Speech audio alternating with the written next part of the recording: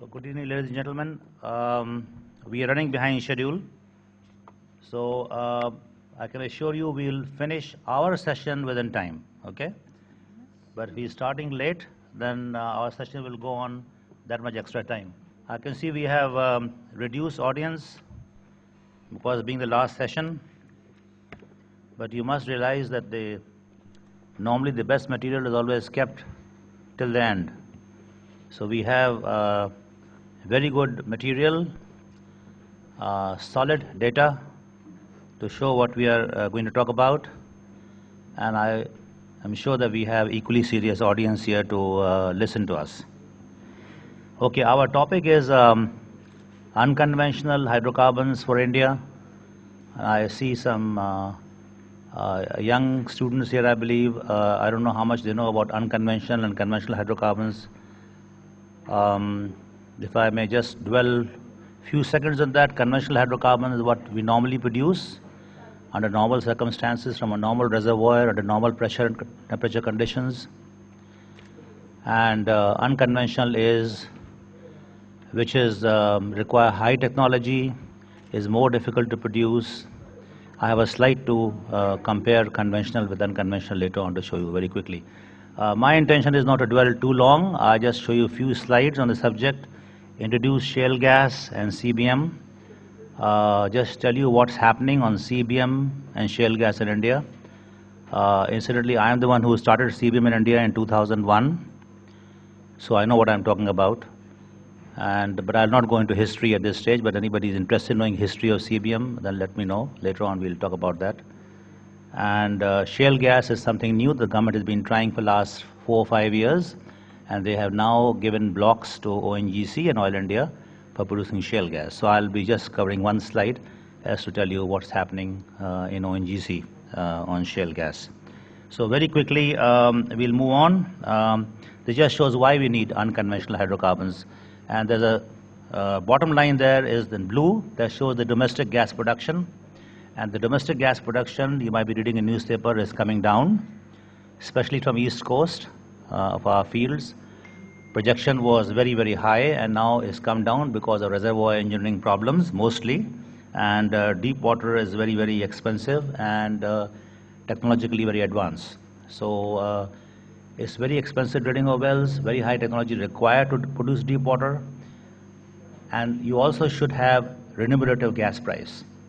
You cannot produce deep water gas at same price as you produce gas on the land. So these are all intermingled issues. So because of that, I'm not going to go on that topic. The domestic gas supply will either remain stationary, as you see the blue line, or it will decrease in time also.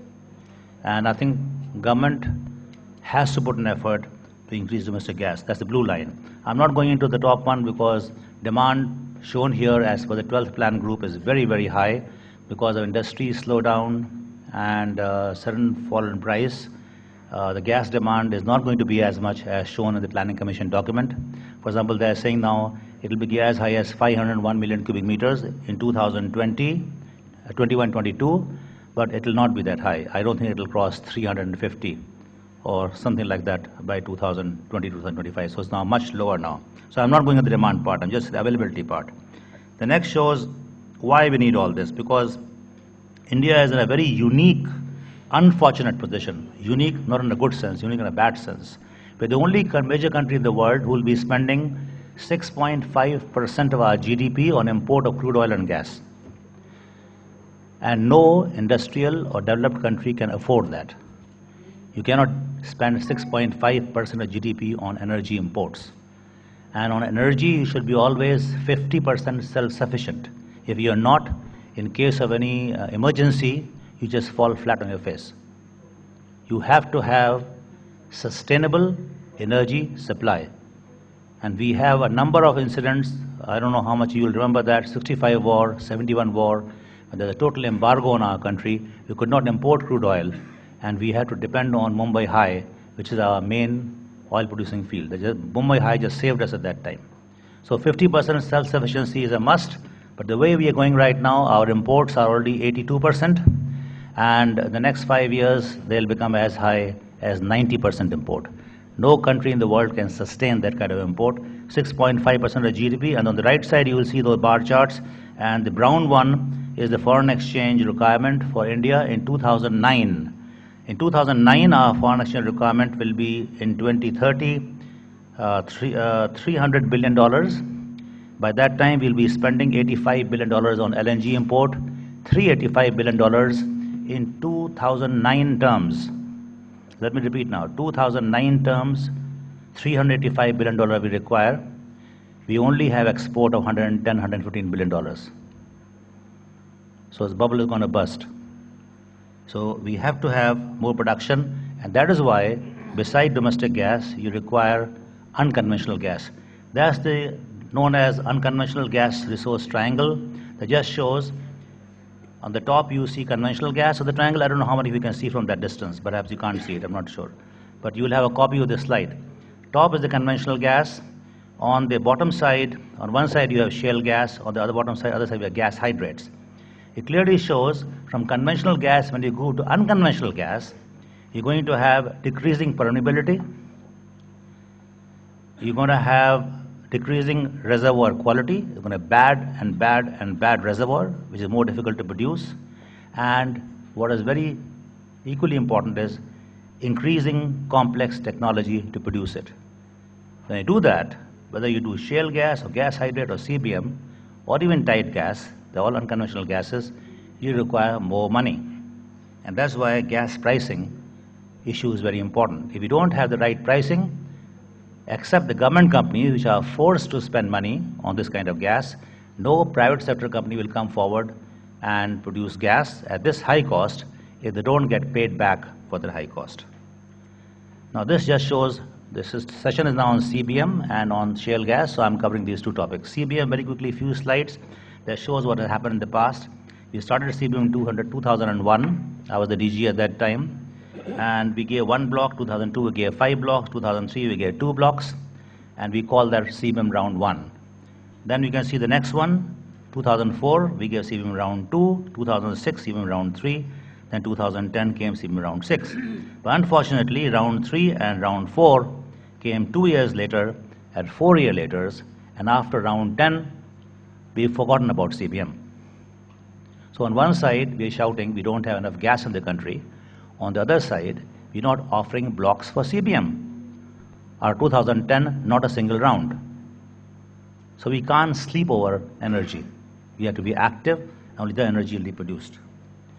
This shows CBM, we have achieved something, not very fantastic result, but not bad also. We have about 9 TCF of recoverable reserves of CBM already established in the country. You see the blocks, Sohagpur East, Sohagpur West, Raniganj South, Bokaro, Raniganj East. And since I'm dealing with CBM, I know our established proven reserves are already 11 TCF. But on the current prices, how much of the CBM get produced, I don't know. We are producing about 1 million cubic meter of CBM, which is not great. But we should be producing at least 11 to 12 million cubic meter or more CBM. And it will come only if the price is right. So this shows proven CBM blocks where we have.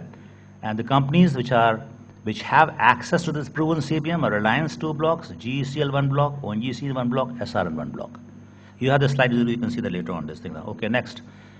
So what are the other future activities in CBM that can take place? First of all, we have to offer more blocks. As I said, we have proven reserves of 11 TCF, I'm aware of this. 8 TCF I have shown you on the last slide.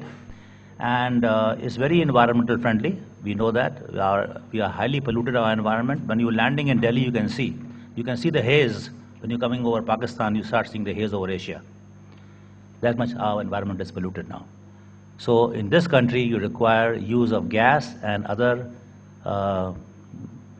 energy sources which are low on emission and are environmental friendly. And methane is one of those very important. If you don't produce this methane gas from CBM, it is leaking from our coal seams and eating the ozone layer. There are a few countries, I don't want to name them today, where the ozone layer is very depleted, and those countries have the higher recorded skin cancer. So ozone layer presence is very important, and methane is the deadliest enemy for ozone layer.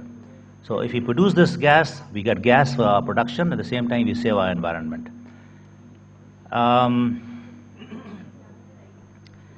As I said to you earlier, we need to award more blocks. Now, a few new things are here. The new things are that we should offer CBM blocks for methane drainage, because we have got Coal Ministry also supporting this conference. There are 150 to 200 coal blocks available today, and what the Planning Commission meeting held 3 years ago decided that these blocks will be operated by the Coal Ministry, and Petroleum Ministry only supervise the safety aspects. This should be done as quickly as possible. Government has given a green light already now. If you drain methane from these coal blocks before you start mining coal, you can produce up to 15 trillion cubic feet or more gas. And this government is already cleared about 2 years ago.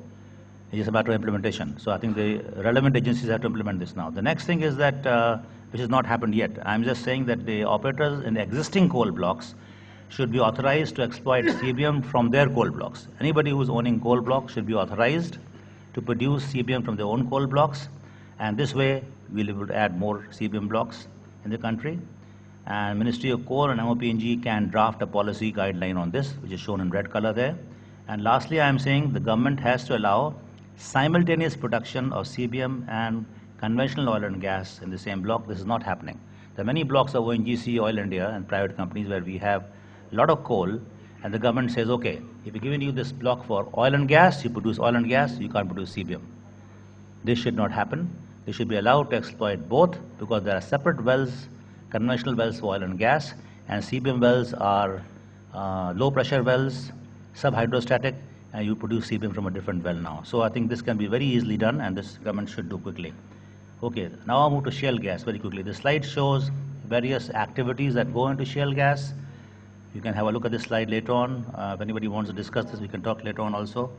And shale gas, it just shows very quickly. This is the shale gas recoverable resources of some of the countries in the world now. China seems to have the largest recoverable resource of shale gas in the world. And of course, the most successful country in the world on shale gas production is US. Today's scenario that you see, the oil prices are coming down, the gas prices are coming down, all because of the US companies producing shale gas and shale oil, and because of the international, there's a glut in the market, there's more supply, more availability, less demand, and the prices are falling now. So this shows, in this picture, unfortunately, India is not there anywhere, because this shows up to 200 and beyond. So according to official figure, you're supposed to have, as per one USGS figure, you're supposed to have 8 TCF, which was supposed to be a joke. But then another figure of USGS, the ministry cajoled them. They came with, I think, 61 TCF ARI. And this was happening in 2011. Around that time, secretary in the ministry asked me what is going on, and I said, okay, let me just see oil data. So I looked at the oil data from ONGC and Oil India at that time, and I came back with this figure of, this is the reserves of mine, 200 TCF. 130 TCF, you see here is shale gas in different basins. Cambay 45, Krishna Godavari 49, Kaveri 9, Assam Arakan 10, Vindhyan we don't know because there are no data in Vindhyan, and Gondwana 20.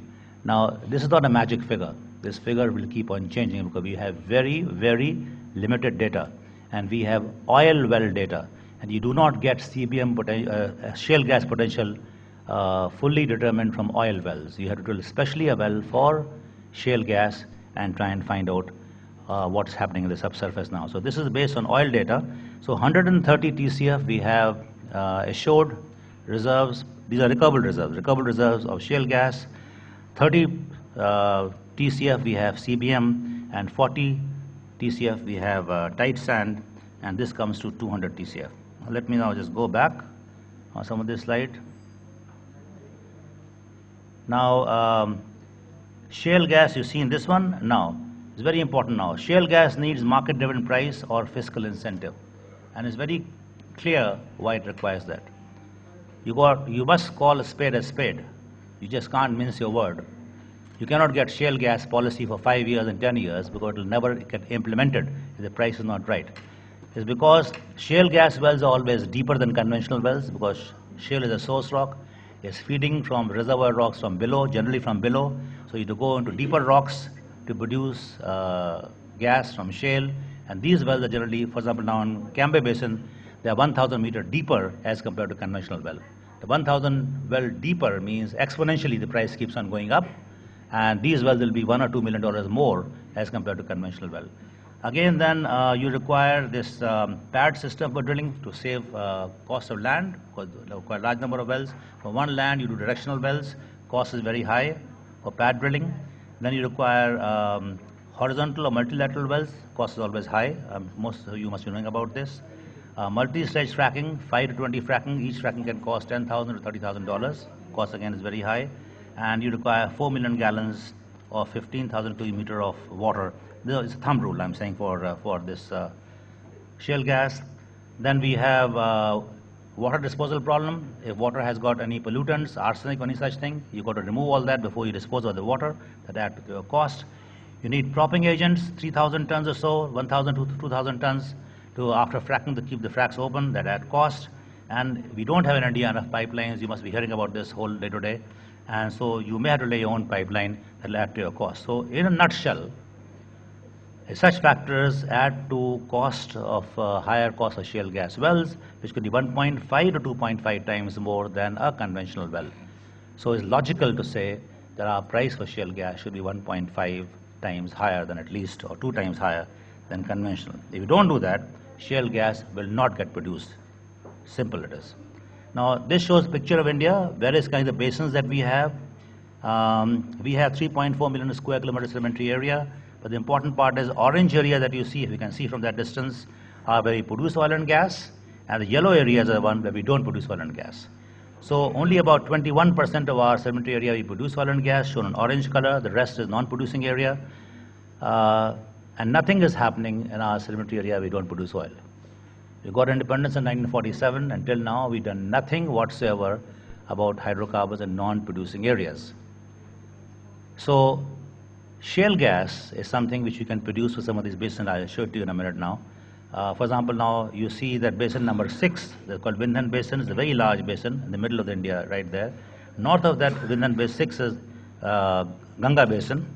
And then we have, it's not next to, I think, between 4 and 5 you see on the map, is the Kudappa Basin. Now these are 3 basins where from tube wells, the gas is bubbling out.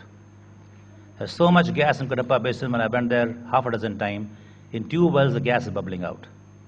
And we've done nothing whatsoever to produce that gas. This is shale gas coming out of a basin now. Now, why these 3 basins are important? Because these are old basins. And I want to show you some slide here. Let's come back to this slide now.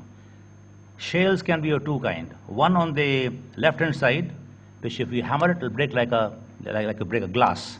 It's brittle. And the one on the right-hand side is ductile. When you hammer it, it will spread out or it will break in a very different way. Now, the young shales that we have in India, in Cambay, Krishna Godavari, Kaveri, these are young shales, mostly tertiary in age. They are comparatively softer, they are ductile. When you frack them, they don't frack too far. You just go maybe 80 meters, 60 meters around the well bore. Whereas if you have old shales like they have in US, if you frack them, the frack can go 150, 200 meters across the well. So old shales frack much better, and the gas is produced over a much larger distance. And this is very, very important, because I want to show you one more slide. If you see that here, it just shows all the major shales in US. Each and every one of them are Mississippian to Devonian to Cretaceous. They're all old shales. All our shales are young. Cambay, Assam, everywhere. And they will produce shale. They will produce shale gas, no doubt about that. But so will be Vindhyans, Ganga Basin, Kudappa, South Riva, for sure. And if you can do that, and that's where I see the light at the end of the tunnel now. If you can bring 30–40% more area in my country under gas production, that will be real value addition. Not just squeezing a few more wells and getting this gas, that gas. Get new basins under production, and shale gas has that potential. So I'm just saying shale gas is very important, this slide here. Reach the end.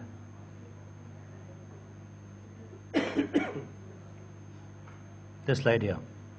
Please remember, if I can bring these basins under production, I think India's future will be very bright as far as energy is concerned. And that's why I'm saying unconventional gases are important now.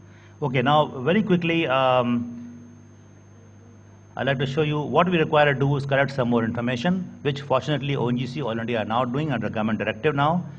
I am suggesting here we should drill some wells in oil producing basins, 2-3 wells, get information on shale gas and shale oil.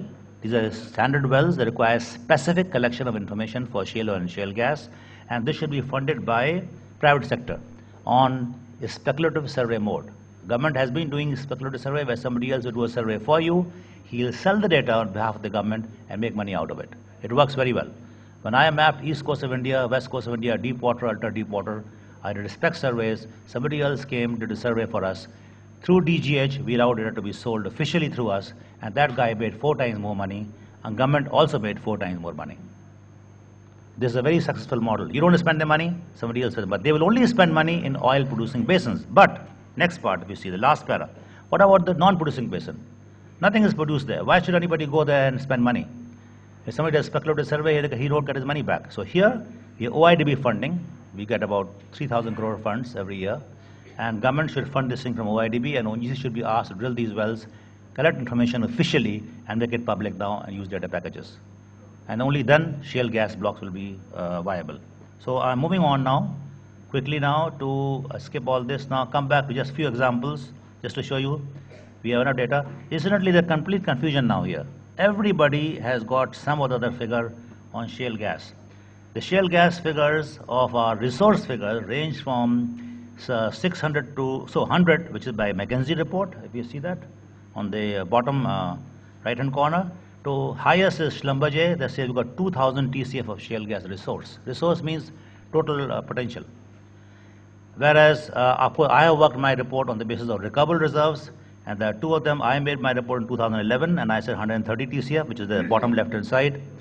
My report went through Petrotech, Veteran Forum, and other report is by EIA USA, and they're saying 120 TCF. So, but these are basic figures. As you collect more data, we drill more wells, this base will increase, and most probably shale gas recoverable reserves could be between 500 to 1,000. Most probably. Move on now quickly. Just few examples. This is Cambay Basin. This shows where we have the center of the basin. The green is the Cambay Shale. Is the beautiful shale. Cambay Basin is the largest on-land producing basin of India. You drill into the shale, there's no doubt you're going to produce huge quantities of shale oil and shale gas. There's no doubt about that. But still remember, the younger shale is tertiary. And we have older shales in our country which produce nothing.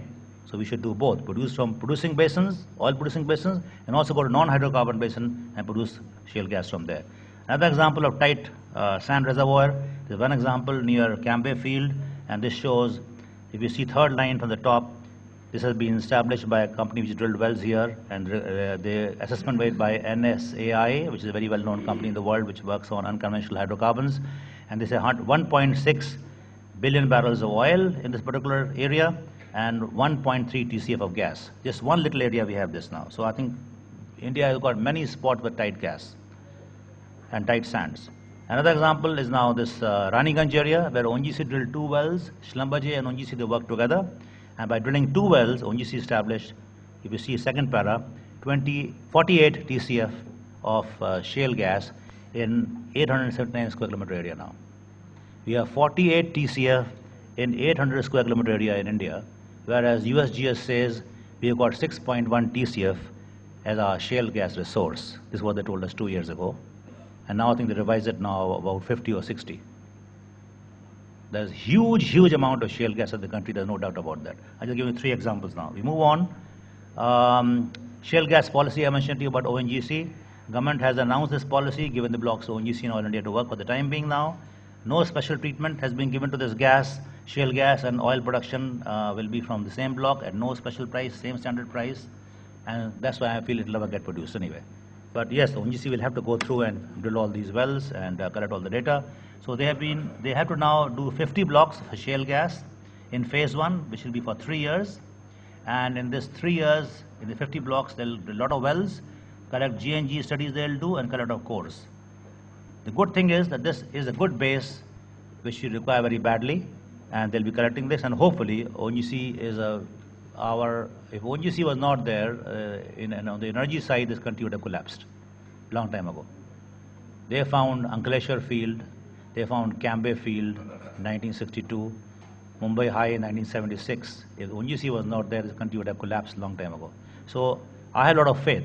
If ONGC is now doing shale gas and shale oil, I'm sure they'll find something.